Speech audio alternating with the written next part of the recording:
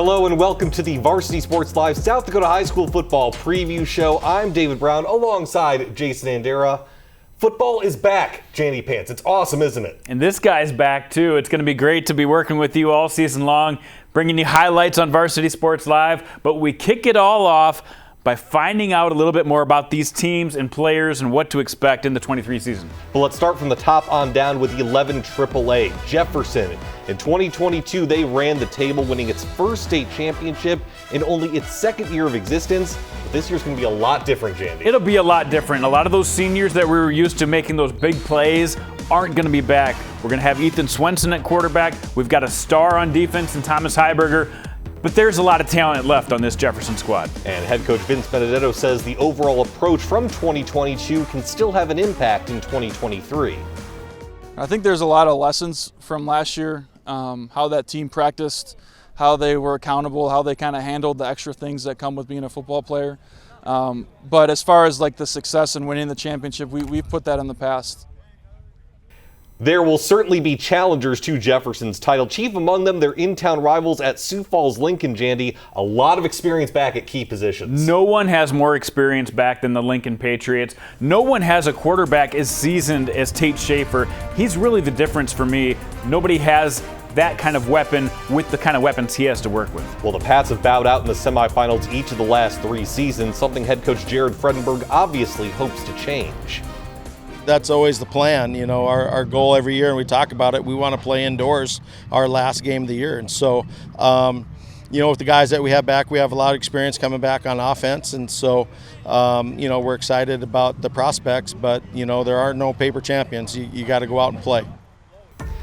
Staying in Sioux Falls, how about O'Gorman? They have also been close, like Sioux Falls Lincoln, over the past couple of years. You know, year in, year out, they're the smallest school that plays in this class. They usually have the fewest players out for football, but they've got some of the best talent at the skill positions. Yeah, the Knights have a couple future D1 players in North Dakota. Henry Theobald's going to UND. Rylan Satter's going to NDSU. But head coach Jason Poppinga says it's going to take a team effort to accomplish their goals. 2 pieces doesn't make a team, and you know, 2 great players, yes, and we got a lot of experience coming back from them. I mean, Henry Theobald did a great job playing, you know, in the secondary for us. He's our best corner we've had, you know, 3-year starter. And Rylan Satter, obviously a 2-time, you know, all-state selection at fullback, and you know, we're going to have to put together 22 guys that can go out there and start for us to compete at this level.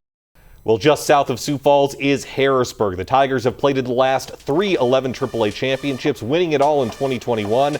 And they have the playmakers, Jandy, to get back to the Dome for the 4th straight season. You know, this is not going to be a problem for Harrisburg. They have more players out for football than anyone in the state. They always are going to have playmakers, and this year, definitely the case. And of course, they transitioned just a couple years ago, and for years they were just trying to fit in at this AAA level. But head coach Brandon White says this year they're changing that approach. We've always been progressing to play to someone else's standard. We've kind of flipped the switch on that this year, and our model going into this year is be the standard and have everybody play up to us and play to our level. So we want to practice like that and compete like that week in, week out now. Brandon Valley looks to once again be at the top of AAA, Jandy, but injuries hurt the Lynx last season, especially at different skill positions.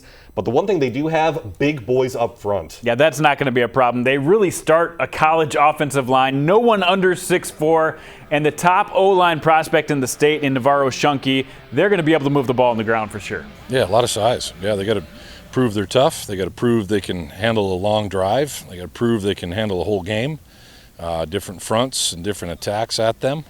They got to pass protect. They got to prove they can do that.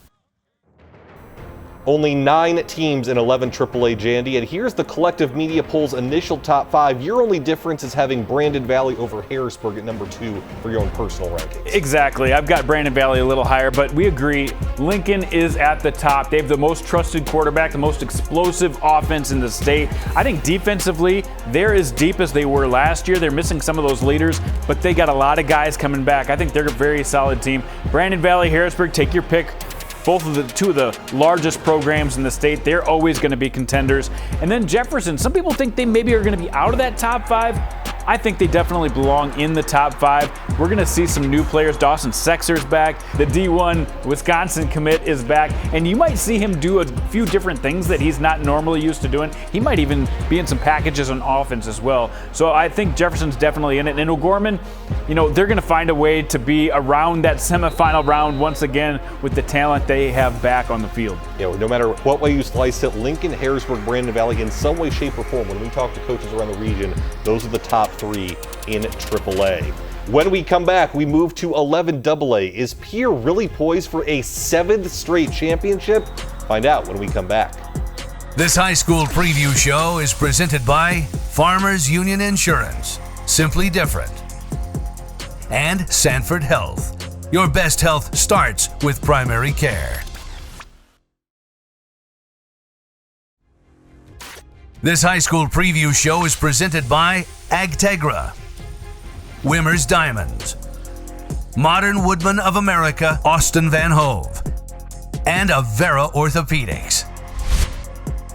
Welcome back to the South Dakota High School Preview Show, 11AA, Jandy. It has been the Pierre and T show over the past few years, and Pierre, of course, is looking for a remarkable 7th straight championship this fall. But the biggest question is at quarterback with Lincoln Kienholz now at The Ohio State. Well, let's not forget, Steve Steele has won 3 titles in this stretch of 6 going for 7 with quarterbacks other than Lincoln Kienholz. Yes, it becomes more difficult when you don't have that Big Ten quarterback running the show, but their sights are still set on another title. Coach Steele says it's not the focus, but it's definitely in the back of their minds. I mean, it's always something that's there, but we do try and focus on this season, and just making this season the best that it can be, and allowing this year's seniors to really, carry the torch and set the tone for what kind of season and what kind of team they want. So I think that helps us all separate everything a little bit. But yeah, every year we just hope it's not this year that it ends. Well, as we said, the chief rival and the runner-up in AA the past 2 years has been the T-Area Titans, and their bread and butter won't change, Jandy. They like to run.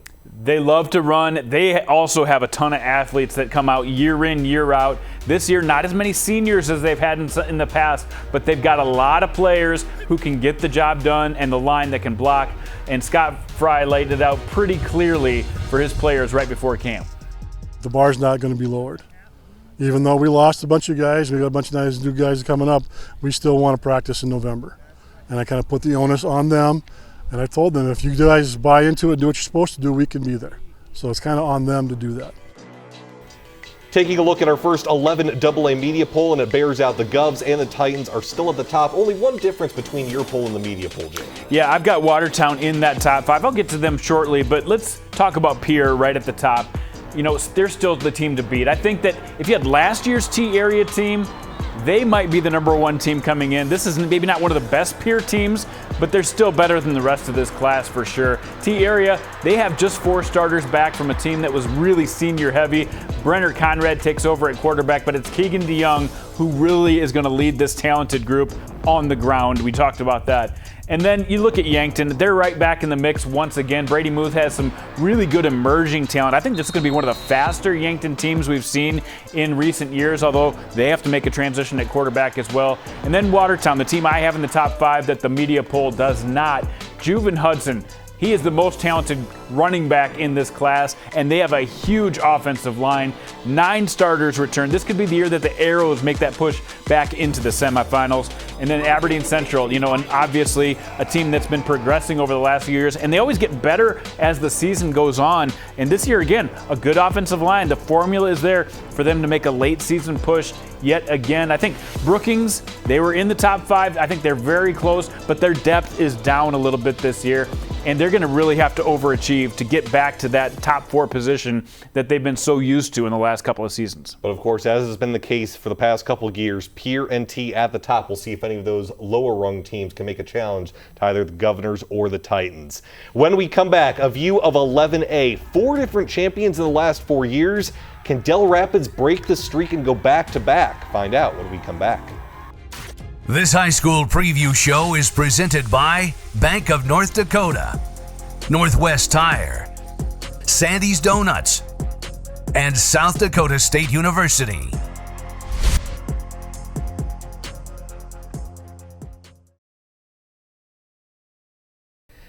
Welcome back. Let's take a look at 11A, Jandy. It's the 11-man class that's had the most parity over the last 5 years. And last season, it was Del Rapids who became the state champions, and they're going to rely on an offense with some key guys back. Yeah, Del's comes in with some leaders from last year's team, including their quarterback, Jack Henry, who was verbal to SDSU. Coach Jordan Huska is definitely excited for that, but even more importantly, they have some consistency up front as well. The thing that's really overlooked is we bring back 3 really key offensive linemen for us, and that's just as big as anything, having that experience and those guys back who've been really hard and leading the charge in the weight room. So offensively, like the core of what we do will probably be pretty similar, and then kind of see how it takes shape throughout the year. Well, Sioux Falls Christian has gone back and forth between 11B and 11A over the years, but the Chargers did well for themselves in the higher class last season, making the semifinals. Yeah, they really competed hard against some good competition. They notched some progress for sure, and I think they'll be able to carry that into this season. Here's what Jared Smith has to say. Winning is going to produce some more winning and confidence in players, and we have a lot of our skill kids back defensively. And just getting our O-line to gel. We got 4 new guys on the O-line. That'll be kind of our main focus. And taking a look at the initial 11A media poll, Del Rapids at the top, but you personally have some differences with the bottom of the top 5. Yeah, exactly. The top 5 I have not that many arguments with, but there's a couple teams that I think are going to make some noise this year, including Madison, who has some really good players back, and Ben Brooks, their quarterback, is back for a second year as a starter. He looks like he could be really good. And speaking of quarterbacks, Lennox has a quarterback that transferred in from McCook Central named Boston Katzer. He is going to really improve this Lennox team. So I think those 2 teams you should see in the top 5. Not that I have any bones to pick with who the media put in with Canton and Dakota Valley. I think they're going to be very strong as well. But we agree. Del Rapids comes in at number 1. You've got Sioux Falls Christian, West Central kind of battling it out for that second spot this year. 11A, as always, is going to be a blast. So right now, Del Rapids is the favorite to go back-to-back. And when we come back, it's South Dakota's biggest class of 11B. We have a surprising champion in 2022 in Elk Point Jefferson. Can they repeat in 2023? We'll find out next.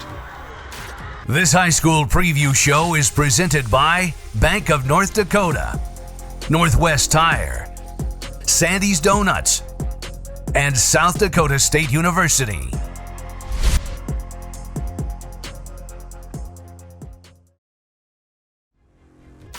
This high school preview show is presented by Agtegra, Wimmer's Diamonds, Modern Woodman of America, Austin Van Hove, and Avera Orthopedics. And welcome back. Taking a look at Class 11B now, Jandy, and we had a historic championship game to close out the season. Elk Point Jefferson won its first state title in school history, ending a 34-game winning streak from Winter. Yeah, that was something else. Not many people expected Elk Point Jefferson to do what they do, but head coach Jake Terry says the championship has really set a standard that's motivated this team this fall. I think just being there, that experience, the kids know they're used to winning football games. They know what it takes to win football games. They know what it takes in the off season to be successful. They know what it takes in practice, how to work. They set that example from those kids from last year. And Winter will, of course, try and get back on the winning side of things in 2023, but that really shouldn't be an issue. They're loaded once again. Yeah, no news here. Winter is loaded, right? Aiden Barfus, one of the best in the state. Sean Hammerbeck really coming on and emerging as one of the best in the state as well. And after making the championship 4 straight seasons, you know they're going to have a target on their back. I mean, you can call it pressure, but that's where you want to be. You want to be in a town where the expectations are that high. You don't want to be in somewhere where nobody cares and there aren't any expectations. And so, you know what I mean? It's you kind of as a badge of honor, kind of a little bit, that everyone's always looking at you. And every Friday night, it's the other team's Super Bowl. You know that going in, and that's how you have to prepare. If you're looking for some upstarts in 11B, take a look just west of Brookings, where you will find the Cossacks from Sioux Valley. Yeah, Sioux Valley has been solid for a long time, right? But now they're on the verge of maybe taking that step up into what you might call a state title contention. They bring back tons of speed and strength. They're a very veteran group, first of all, but yeah, we're blessed with a lot of speed this year, and they've worked at it. We've throughout the entire calendar year, there's probably been 4 days a week all year long where we've worked on speed. we've worked on strength. We have some very good linemen that have, built themselves into good linemen through the weight room. Well, here's what the media thinks in 11B. They have Winter at the top just like you. A difference in 2 and 3 between Sioux Valley and Elk Point Jefferson. But they have McCook Central, Montrose, Bridgewater, Emory, Ethan at the bottom of the top 5. You have Hot Springs and Dual. Exactly. I'll get to those in just a second. But for me, I think we both agree there's 3 teams at the top. Winter is the team to beat. They could really hand you their playbook and still beat you. That's how well they execute blocking and tackling.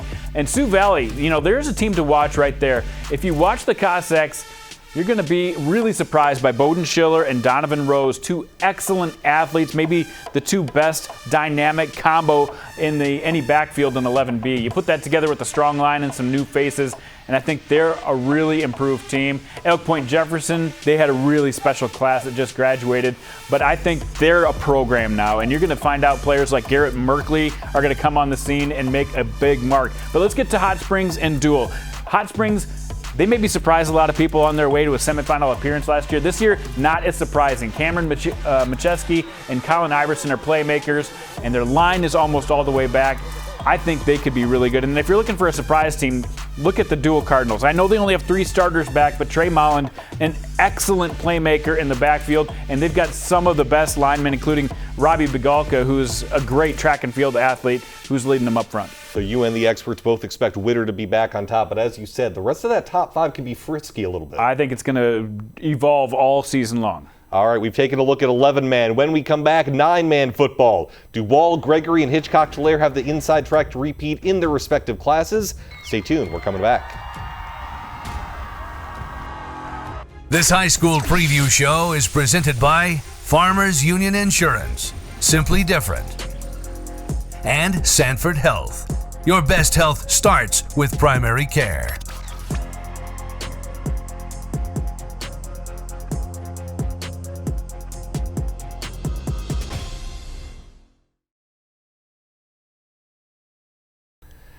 Welcome back. We end our show with a 9-man extravaganza. Let us get right into it. In 9AA, it was Wall earning its first state championship since 1994, Jandy Pants. They've been progressing a little bit each year. I talked to Lex Heathershaw, and he was a bit surprised that they were as far along as they were this season after losing so much. Look for Burke Blasius to keep this program moving forward. And Bert's a special player. I think the biggest thing about it, though, is he's been a nice leader for us. Great leader last year for us, and this year, this summer, he's been done some really nice things for us. Just kind of rallied the troops, and when we got done, the cool thing about Burke is we won the state title, but now let's go get another one, and that's just kind of his mentality, and that's the benefit of bringing a guy like Burke back. One of the main challengers in 9AA should be Howard. The Tigers moved up to 9-man's biggest class a year ago. They were undefeated in the regular season, but got upset in the quarterfinals. A lot of buzz around Howard. They get 2 all-state caliber players who transferred into the school, and they add that to a player like Tayden Hoyer, who's a 3-year starter at quarterback. I think head coach Pat Rummel is ready, and the biggest lesson he learned last year was developing talent. Depth is huge. The guys are bigger, and a lot of these teams are one player away from being 11-man. And so you're playing bigger towns with, obviously bigger enrollment, but you need more depth. We handled it pretty well. In 9A, Gregory won it all in 2022, their first state title at that 9A level. So what's the outlook for 2023 for the Gorillas? Honestly, you look at the surface, you see all-staters return, Ryland Peck, Trey Murray, and you're like, yeah, of course they're going to be good again, but they have a much younger team overall than they had last year. Head coach Mike Murray thinks that the combination of youth and experience will work. We're missing a lot of great seniors, there's no doubt about it. We graduated some great athletes. They were good leaders on our team, and we're going to miss them, there's no doubt. But we have a young squad that's going to step up. The new seniors are going to do a great job. They've been there, they're battle tested. They just got to get that leadership role down and kind of lead this team. The runners-up from 9A last season are Warner, and they're determined to avenge that loss and get back to the Dakota Dome. Hunter Kramer has led this team to the Dome twice in his high school career, and as a senior, he wants to do it for a 3rd time. Warner head coach Kerwin Hayline says fall camp is about motivating his team for another long run. Before you get to the Dome, I think I've coached this long enough, just to get kids to get to the Dome, that's a step. And now we've been to that step a few times, and now you have to get them to believe in themselves that they're capable of the next step and finishing the deal. In Class 9B, Hitchcock-Tulare won its first state championship since 2009 last season. The Pats are going to have to make up for the loss of some playmaking seniors, though. Yeah, for sure. There was a ton of seniors on that team that had a huge part in their victory. But Pats head coach Tom Solomon says the biggest key this fall is not to rest on your laurels. I know they won it. They all say they won another championship, but are they willing to do what it takes to go get one? This is a different team than last year, so it's not something they can just ride on their shoulders and get another one. All right, first look at the media polls in 9-man, starting with AA. You know, we agree. Howard is the team to beat. A lot of talent back, but we'll look out for Wall. I think personally Hamlin is a team that has a chance to go undefeated on this season, and I've got Elkton Lake Benton is a team that's going to return there. In 9A, Gregory and Warner made it to the Dome last year. Gregory and Warner at the top of the 9A polls. Castlewood is a team, if they put it together, Quincy Thu, a very good player for them. They could go on a little bit of a run. And then if we look at Class 9B, this is the most wide open to me. Right now, I think most people kind of just giving Hitchcock-Tulare the nod because it's kind of a jumbled mess, and they're the defending champs, so until somebody beats them, they're number one. But Harriet-Selby area has done a good job of building a program. I think they're going to be in the mix. DeSmet comes in at number 2. They might not have the best team they've had in 4 years, but they might have the best chance to win a title this year because of how open 9B is.